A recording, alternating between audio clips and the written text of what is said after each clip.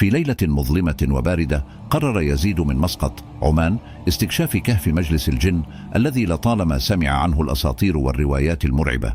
أخذ يزيد معه كشافة ونزل ببطء في عمق الكهف، حيث تلاشت كل أصوات العالم الخارجي تدريجيا.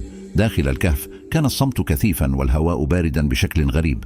بعد فترة من المشي لاحظ يزيد صوت همسات خافتة تأتي من أعماق الكهف. ارتجف قلبه، لكنه تابع السير بحذر. فجأة على بعد أمتار قليلة رأى شخصا طويل القامة بشكل غير طبيعي. ذعر يزيد وحاول التراجع بهدوء، لكن الشخص التفت نحوه ببطء وعيونه اللامعة اخترقت الظلام. قبل أن يتمكن يزيد من الهرب مد الكائن يده بسرعة خارقة وأمسك به. بدأ يزيد يصرخ ويقاوم، لكن كل شيء كان عبثا.